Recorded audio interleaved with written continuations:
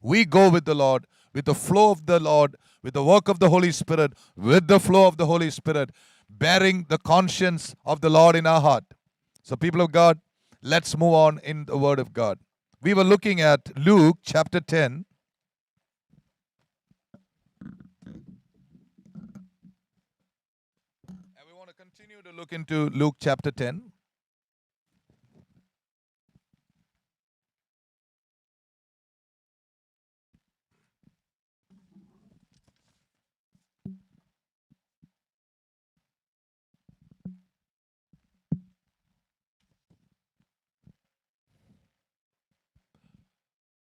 I want to remember my brothers and sisters in the world who have no Zoom, no YouTube, no connection with pastors. They don't know even how to use a telephone. They long to be together. How blessed are we? And we want to remember them today. We want to remember all our brothers and sisters all over the world, our persecuted brothers and sisters. And I have a quick question before we move into the word, the written scripture. Will your faith come down if you're not able to meet like this every Sunday? That's a question I want to ask. Will your faith come down? Hallelujah. May you answer that to the Lord, and let us pray that we'll all have our faith increased and our trust in the Lord more and more. Verse 25 onwards, I want to read from 25. Behold, a certain lawyer stood up and tempted him, saying, Master, what shall I do to inherit eternal life? He said to him, What is written in the law? How do you read it?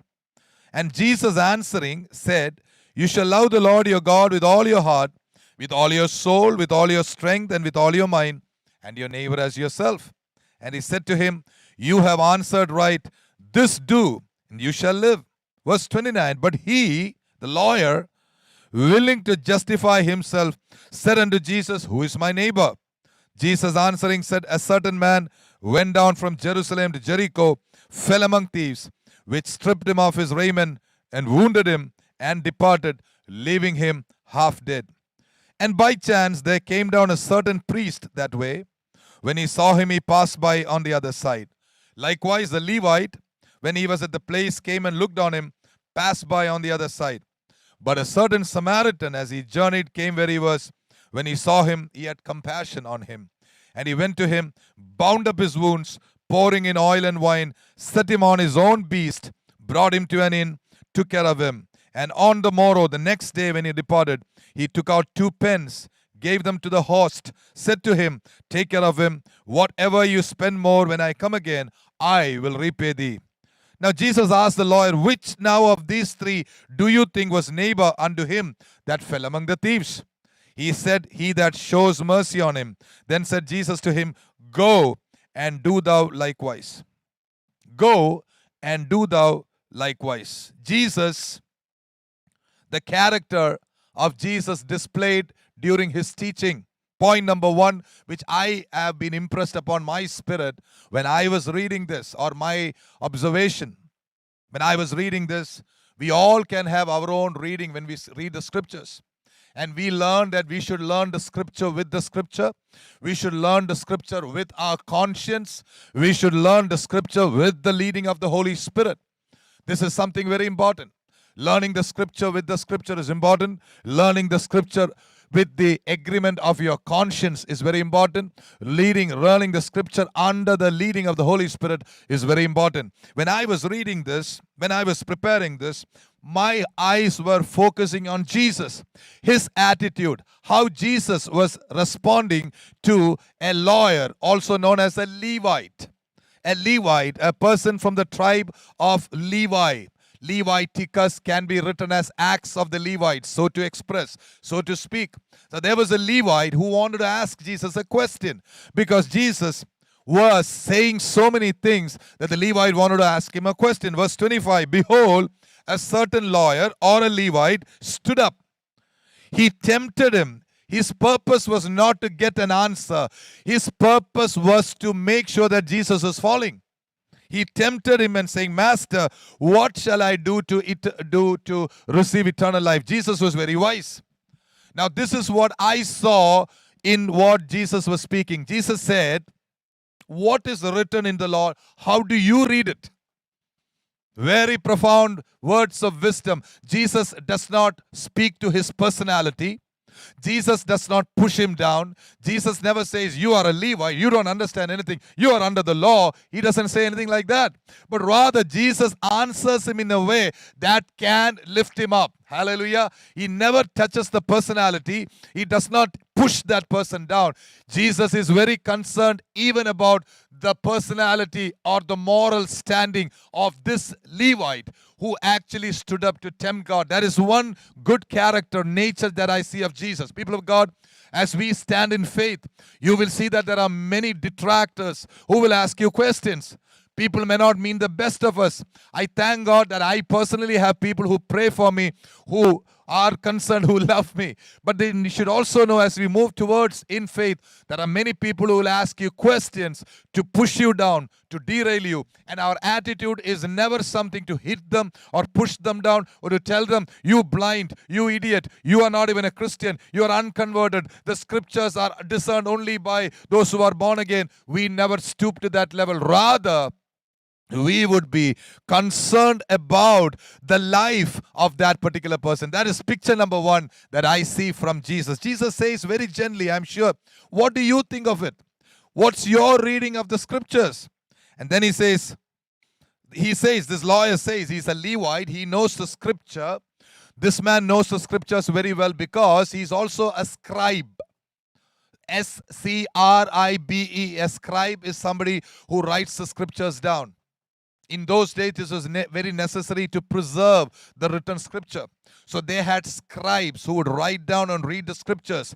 Scribes were also people set by the prophet Ezra.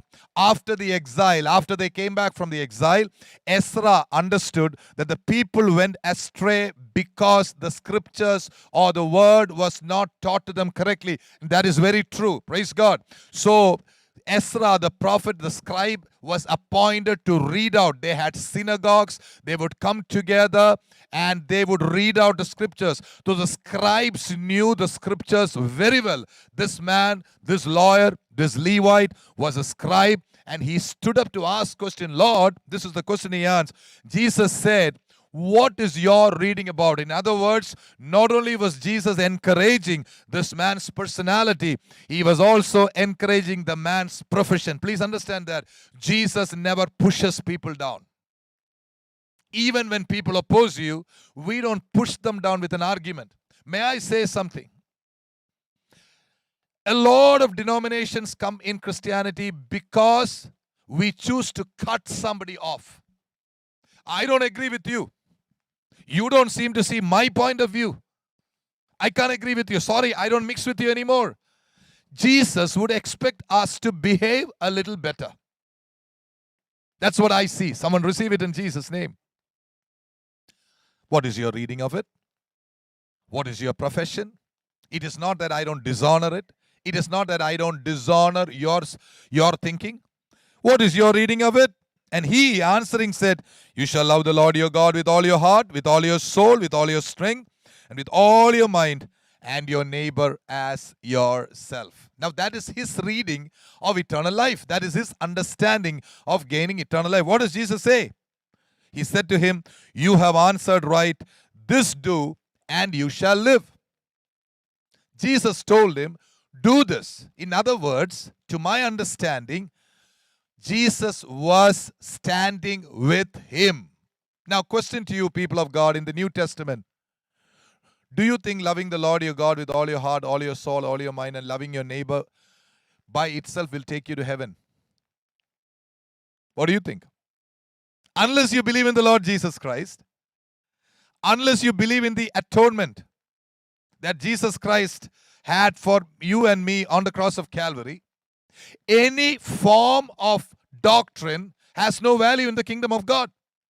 Without giving Jesus the central place in your life, the scriptures cannot be active to you. The scriptures to become life for you, we need enlightenment inside us, which comes to us after we are born again, after the Holy Spirit begins to do something in our life. Amen. So my point is, Why did Jesus stand with this man? Jesus was drawing this man to himself. That is one of the reasons he said, do this. Two, at that time, Jesus was not yet given up as a sacrifice. At that time, Jesus was speaking to him, this is what you believe. Go and do it. Point number three, you and I easily can understand that this man was not loving the Lord your God with all your heart, all your soul, mind, or his neighbor. How do I know that? How do you know that? Look, this man stood up to tempt Jesus. If this man truly loved the Lord with all his heart, he would immediately be able to understand what Jesus was speaking all about. He would never get up to tempt the Lord. He belonged to my understanding. His spirit was different. His personality was different. He was opposing God himself. Still, what I see in Jesus is, he said, do what you think is right. Go ahead. It's an act of faith.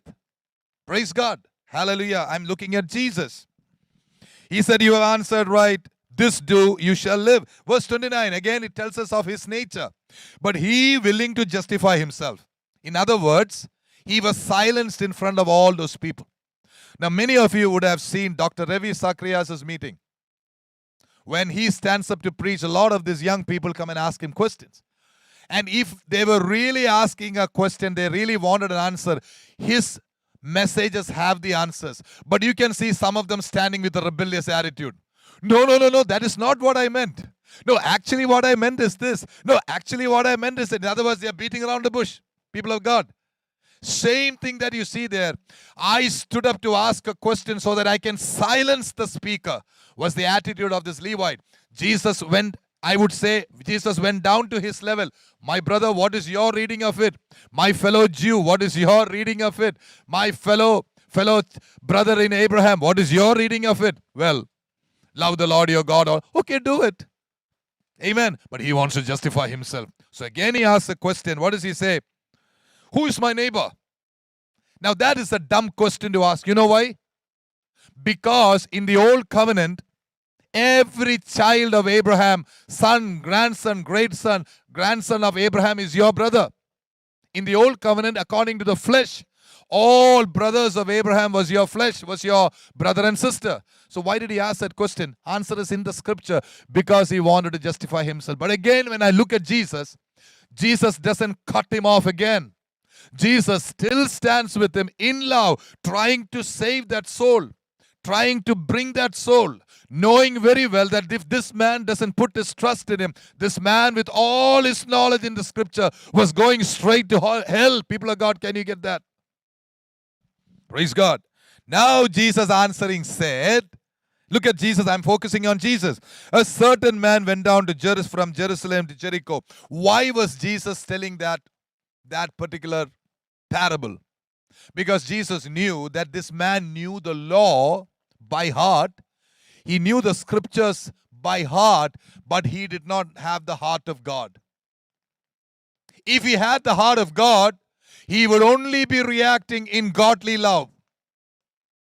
But this man not only did not understand the heart of God, he also had to be taught the word of God in simple parable. Number two, Jesus, when he spoke openly, not only was he speaking to that particular person, he was speaking for the benefit of all people, because this man's question was also the question of many people seated there.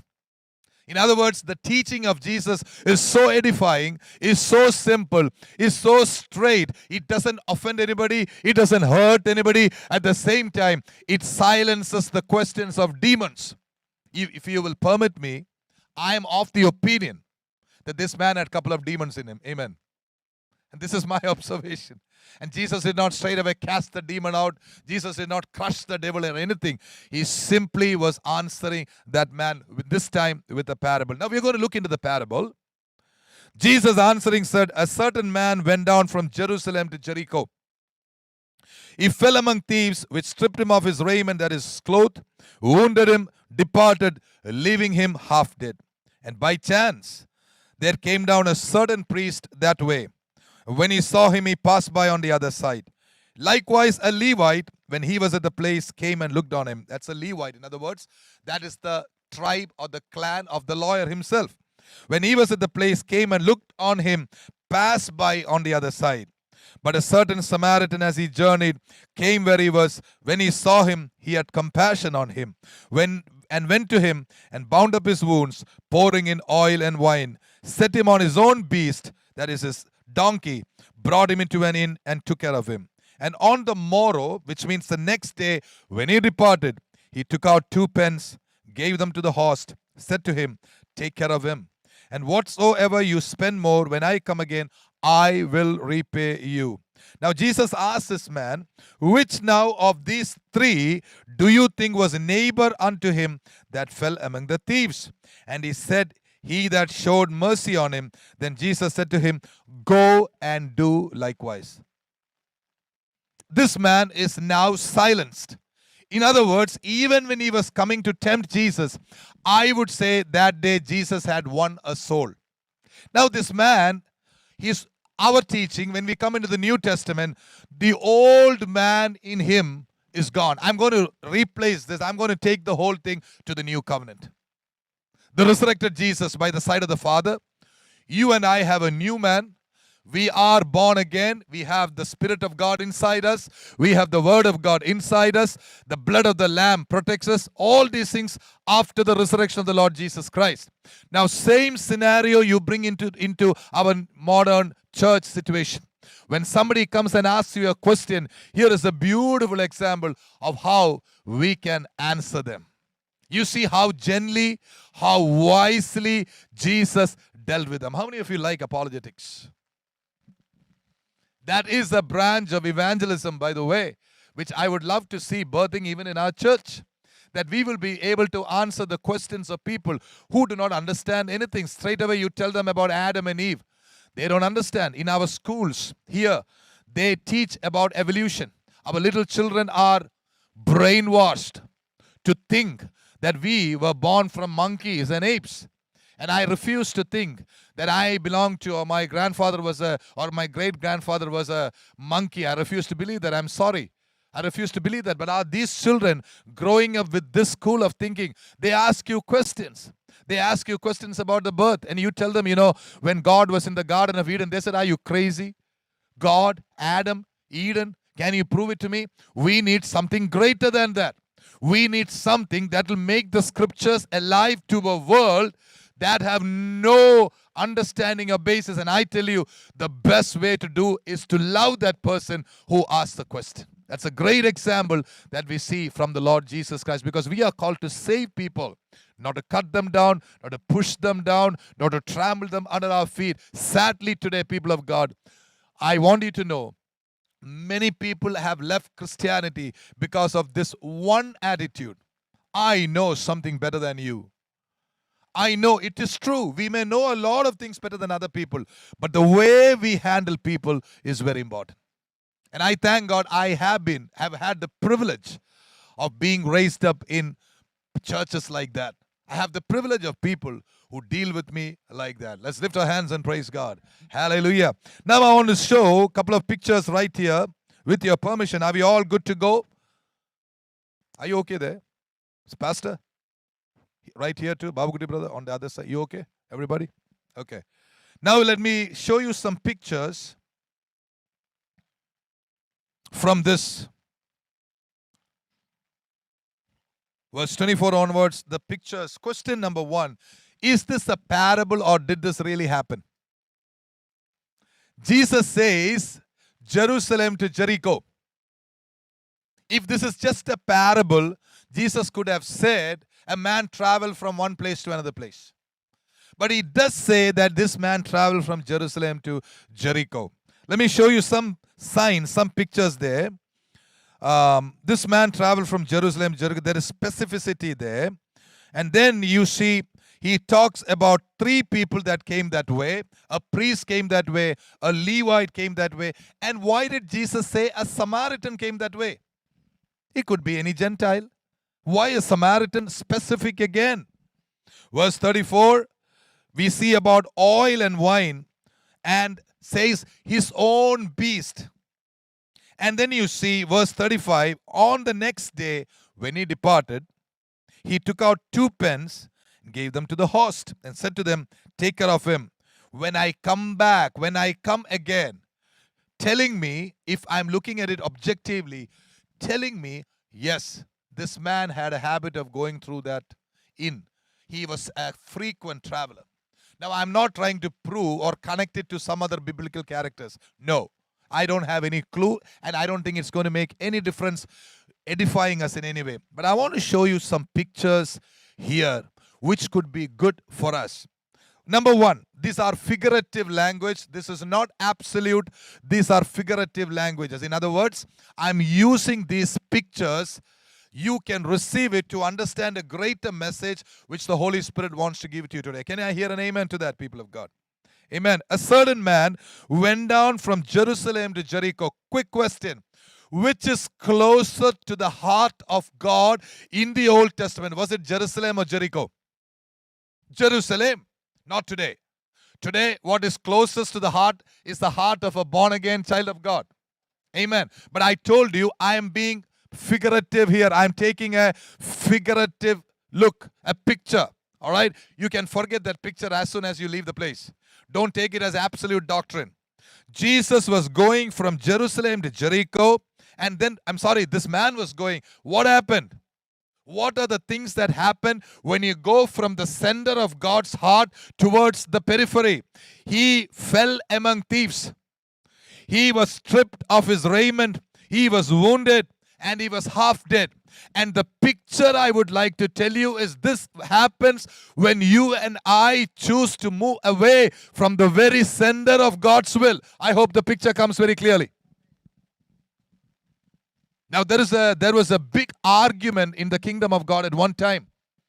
There were a group of people who said, once born again, once saved, always saved. Have you heard that teaching? There was another group of people who came, no. You have to hold on till the last day. Both groups have enough verses in the Bible. But what is our take on it? Hold close to the Lord with the assurance that, yes, you are saved. I am saved, but I want to hold on to Jerusalem. Somebody, can I hear an amen? And how do I do it?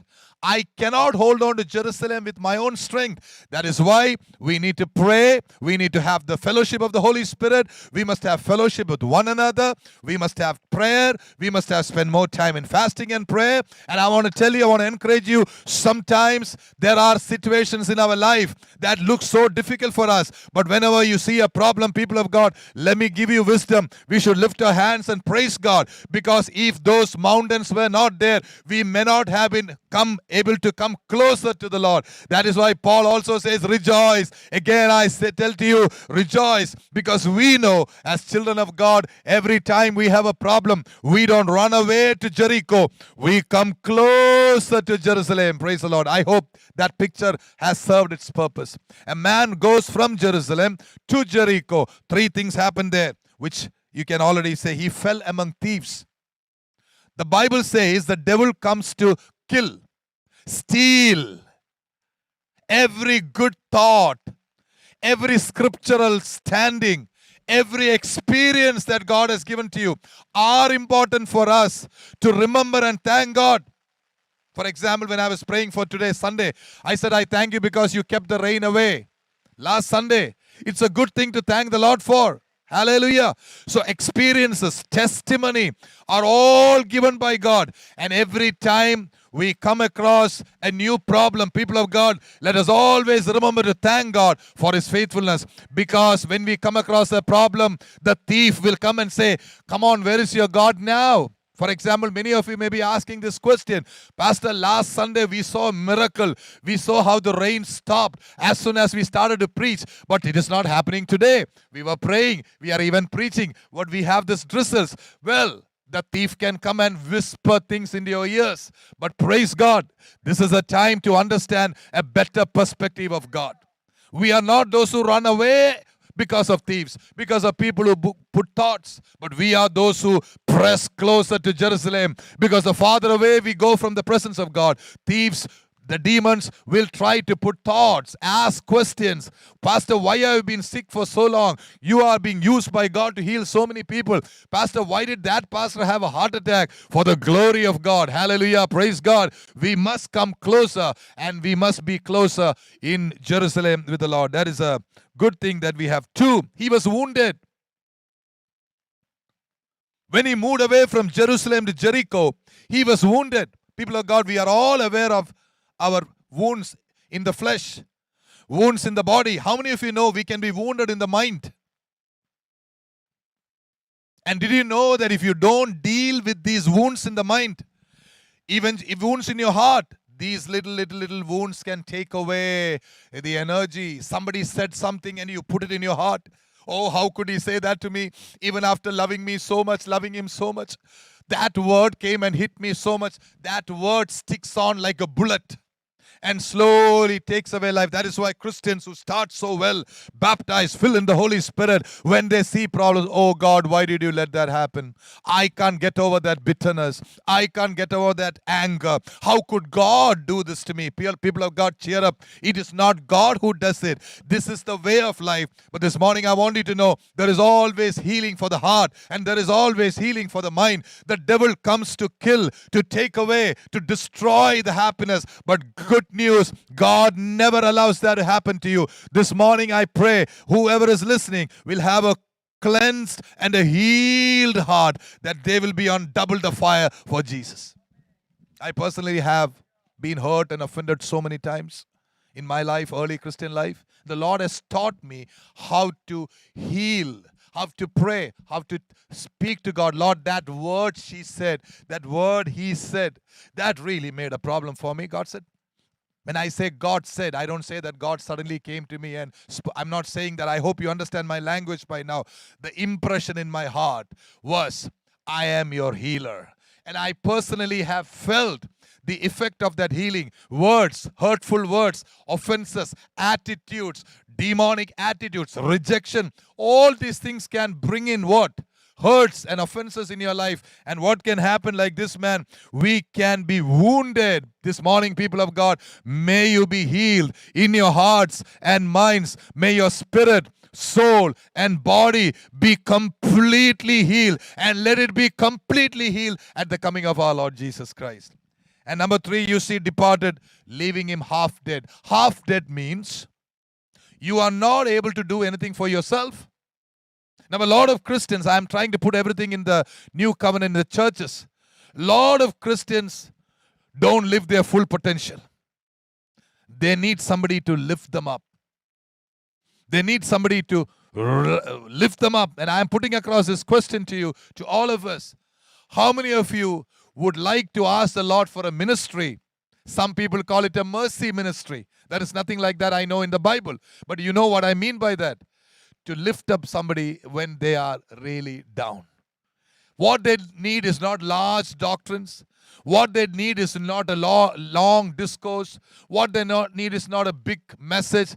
What they need is a comforting heart, a comforting hand. I'm with you. Don't worry. The Lord will lift you up. No, the Lord will lift you up. The Lord is not somebody who destroys. The Lord is somebody who lifts up. People of God, I want you to know this. Destruction does not come from God. Lifting up, encouraging, loving, being merciful, being kind. Let me till again. What if there is going to be some fruit? Remember that story Jesus said? When the gardener was about to cut off the tree, when the owner was about to cut off the tree, remember, the gardener said, give me one more chance. What if there is going to be some fruit? That is the heart of God. Praise God. And God is looking for people like that in our church. If you will, God is looking for people. You may not be eloquent. You may not be a great preacher. You may not be a great teacher.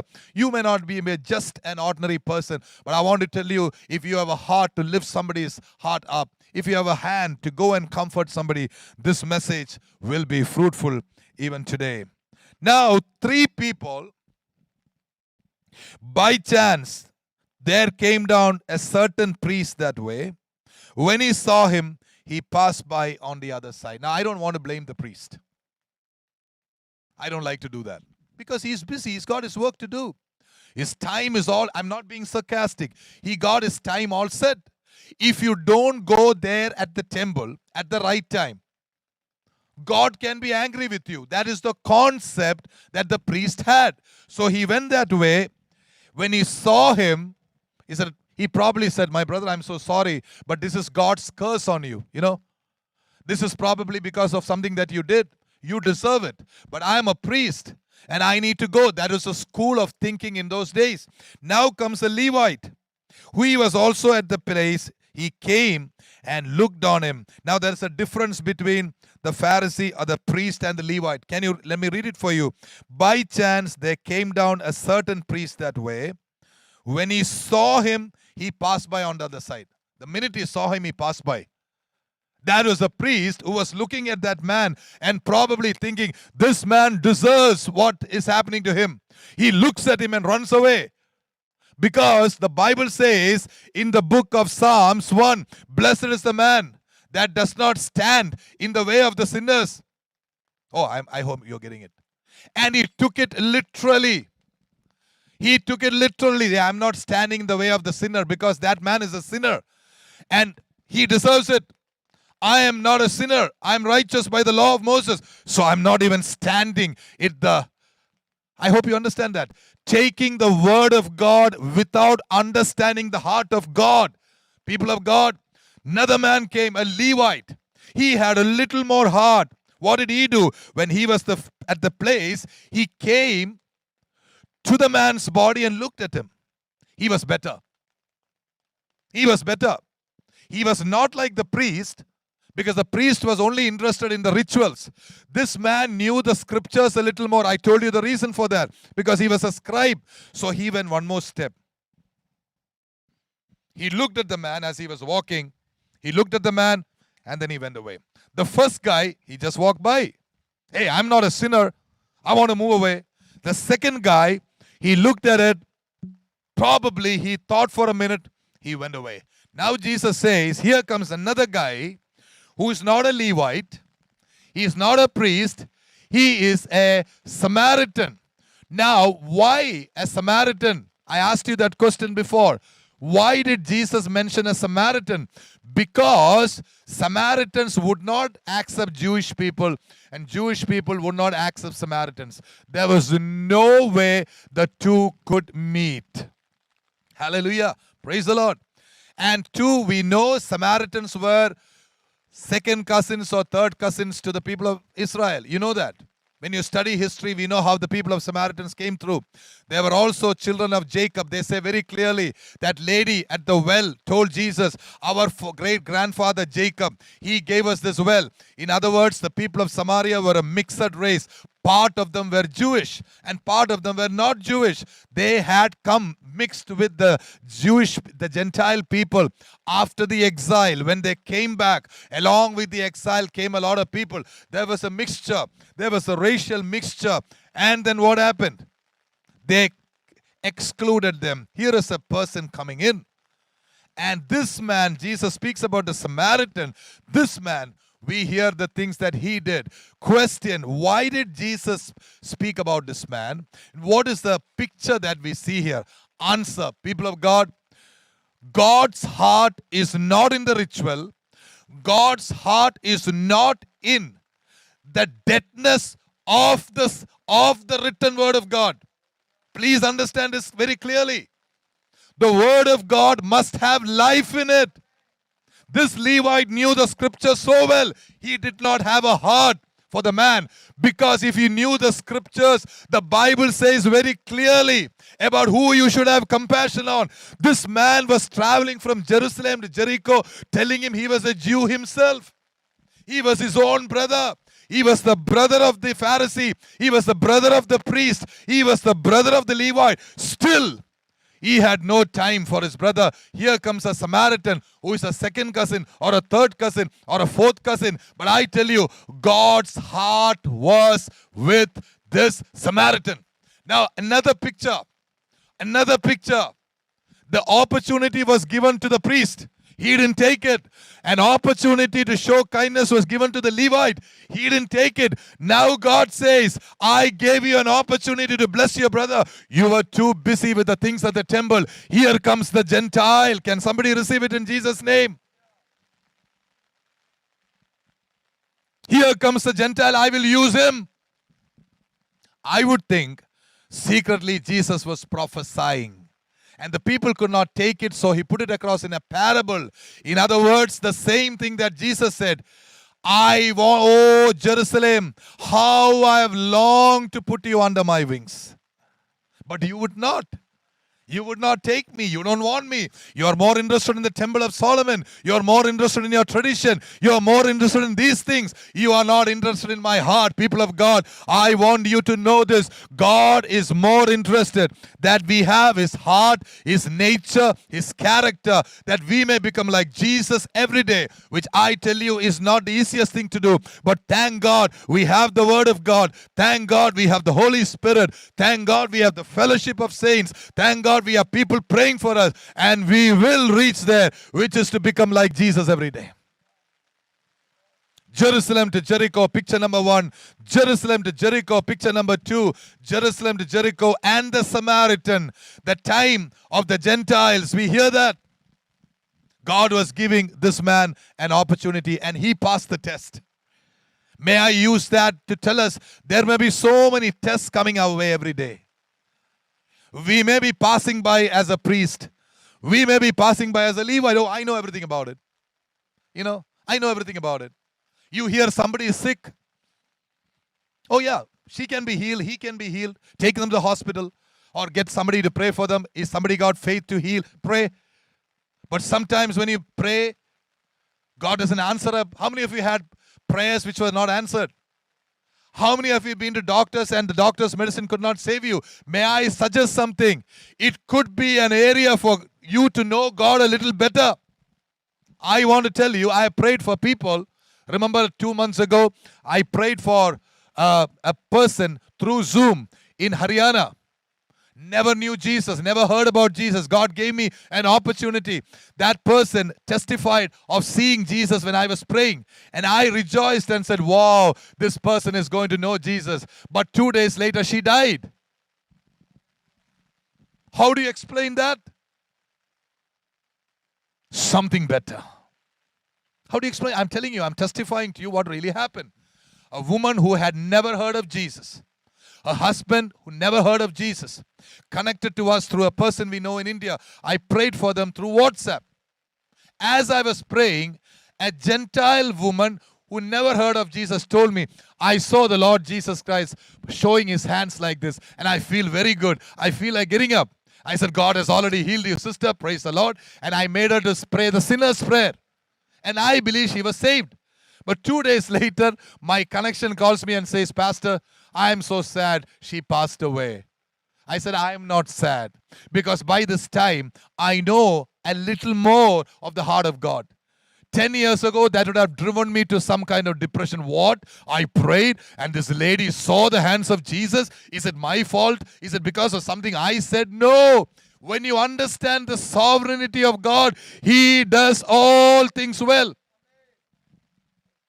Getting to know God a little better is God's plan for us. When we go through the scriptures, when we come together as a church, when we listen to the word of God, when we take steps of faith, people eventually, the greatest thing that God would want us to know is to know Him. This is eternal life, that they may know Him and they may know me and my Father who has sent me. Praise the Lord. John chapter 17. People of God, there are many, many pictures. It's our time to wind up and conclude. So